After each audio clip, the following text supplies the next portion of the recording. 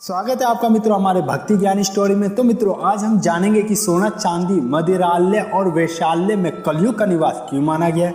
तो चलिए जानते हैं, तो बने रहिए हमारे साथ इस वीडियो के अंत तक। एक पौराणिक कथा के अनुसार जब कलयुग का आगमन काल आया तो कलयुग के विकराल और भयानक रूप को देखकर पृथ्वी ने गाय का रूप धारण करके भाग चली और भयानक रूप धारण करके कलयुग उसका पीछा करने लगा। डर से थरथर कांपती गो रूप पृथ्वी पहले ब्रह्मलोक में गई और ब्रह्मा जी से अपनी रक्षा की पुकार करने लगी।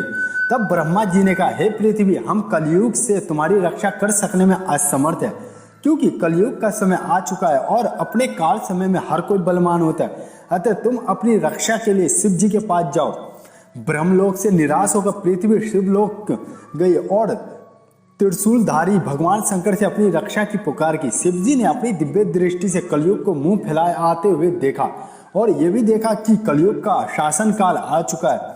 तब उन्होंने गो रूपी पृथ्वी से कहा, हम तुम्हारी रक्षा कर सकने में असमर्थ है, अतः तुम श्री हरि विष्णु की शरण में जाओ। शिव जी के वचनों को सुनकर पृथ्वी भगवान विष्णु की शरण में बैकुंठ लोक गई और अपनी व्यथा कथा सुनाई। भगवान विष्णु ने कहा, हे वसुंधरे, हम भी तुम्हारी रक्षा करने में असमर्थ है। यह सुनकर पृथ्वी अत्यंत बेहवल हो गई। तब विष्णु जी पुनः बोले कि तुम निराश मत हो, तुम्हारी ही लोक पृथ्वी लोक में धर्मात्मा राजा परीक्षित राज्य करते हैं। उनके डर से कलयुग उनके राज्य में प्रवेश नहीं कर सकेंगे, तुम उन्हीं की शरण में जाओ। तब हांफती कांपती पृथ्वी बैकुंठ लोक से भागती हुई राजा परीक्षित के पास गई और उनके पैरों के पास बैठकर बोलने लगी, हे राजन, मेरी रक्षा करो, मेरी रक्षा करो, मैं आपकी शरण में हूँ। उसी समय कलयुग अपना विकराल मुंह फैलाए हुए आया और कहने लगा, ये मेरा शिकार है, तुम मेरे शिकार को मेरे हवाले करो।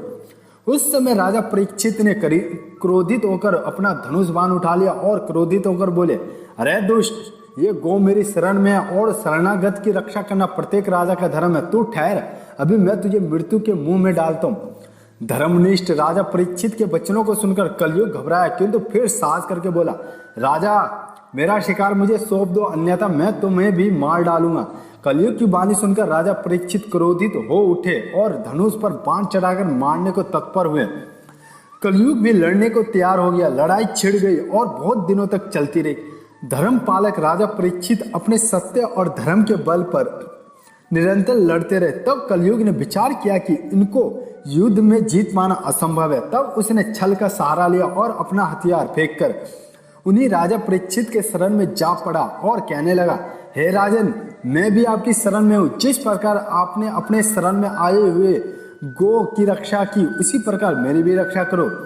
यदि आप मेरी रक्षा नहीं करेंगे तो आपको पाप लगेगा, आप अधर्म के भागी होंगे। तब राजा परीक्षित ने कहा, ठीक है, मैं तुम्हें अभय दान देता हूँ। उस समय कलयुग ने कहा, मेरे लिए निवास और भोजन की व्यवस्था करना आपका धर्म है। आप मुझे भंडार तथा रहने के लिए स्थान दे दें, वहाँ मेरे लिए भोजन भी मिल जाएगा और निवास भी हो जाएगा।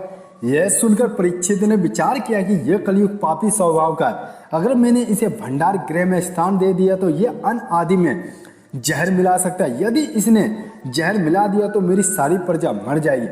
राजा परीक्षित ने कहा, नहीं कलयुग, मैं तुम्हें भंडार में स्थान नहीं दे सकता। मैं अपने हिसाब से तुम्हारे रहने की व्यवस्था करूंगा। तुम अभी वैशाल्य और मदिरालय में सुखपूर्वक रह सकते हो। कलयुग ने कहा, ठीक है। ये कहकर वो मदिरालय और वैशाल्य में चला गया। किंतु धर्मात्मा परीक्षित के राज्य में मदिरा पीने वाला और वैश्यागमन करने वाले नहीं थे, जिस कारण परेशान होकर कलयुग पुनः राजा के सम्मुख उपस्थित हो गया और कहने लगा, महाराज, इतनी छोटी जगह में मेरे लिए बहुत कम है, अतः मुझे कोई और जगह दे दो। अगर आप कहे तो सोने में रहूं। तब राजा ने अपने मन में विचार किया कि सोना तो बहुत थोड़ा ही होता है, अगर ये सोने में रहेगा तो कोई भी बात नहीं। सोचकर उन्होंने कलयुग को सोने में रहने के लिए आदेश दे दिया। आदेश पाते कलयुग राजा परीक्षित के राज मुकुट में समा गया, जो कि सोने का बना हुआ था। मुकुट में समाते ही उसने राजा की बुद्धि पलट दी और फिर क्या था, जिसे सजा देना चाहिए उसे राजा ने छोड़ देने का हुक्म दे दिया और जो बेकसूर थे उन्हें सजा सुना दिया जाए। इस तरह राज्य में सारे कामकाज उल्टे होने लगे। जब वह सोने जाते तो उस समय मुकुट उतार देते और तब कलयुग का प्रभाव हट जाता और बुद्धि सही हो जाती, और जो ये राजा मुकुट पहनते बुद्धि उलट हो जाती। कलयुग प्रभावी हो जाता। कलयुग के ही प्रभाव से राजा ये निर्दोष तप कर रहे थे। ऋषि के गले में मरा हुआ सर्प डाल दिया था तथा पिता के गले में मरा सर्प देखकर ऋषि के पुत्र ने राजा को श्राप दे दिया कि जिसने मेरे पिता के गले में मरा हुआ सर्प डाला है उसे आज के 7वें दिन तक्षक सर्प काट लेगा और उसकी मृत्यु हो जाएगी। ये सभी कलयुग के प्रभाव के कारण हुआ और आज आप सभी देख रहे हैं कि वैशाल्य, जुआघर और शराब खाने की स्थिति पूरी तरह कलयुग के प्रभाव में। शराब पीकर लोग अनायास ही लोगों को गाली देते हैं, मारपीट कर लेते हैं। वैशाल्य में जाने वाले अपना धन तो बर्बाद करते हैं, साथ ही साथ अपने स्वास्थ्य का भी नाश करते हैं। अनेक प्रकार के रोग को अपने साथ ले आते हैं और पूरे परिवार को रोगी बना देते हैं। जुआ खेलकर ढेर सारी दौलत कमाने के चक्कर में लोग अपनी पसीने की भी कमाई गवा कर चले आते हैं। लॉटरी, सट्टे और जुए से कोई अमीर तो नहीं बना, अलबत्ता भिखारी बनकर जरूर घर लौट आते हैं। ये कलयुग का प्रभाव नहीं तो और क्या है। इस तरह कलयुग का प्रभाव हर वस्तु, जीवित या मर्त, पर व्याप्त है। तो मित्रों, आज की कथा में जाना कि सोना, चांदी, मदिरालय और वैशाल्य में कलयुग का प्रभाव क्यों रहता है। तो मित्रों, मिलते हैं किसी नई कहानी के साथ। जय श्री कृष्ण।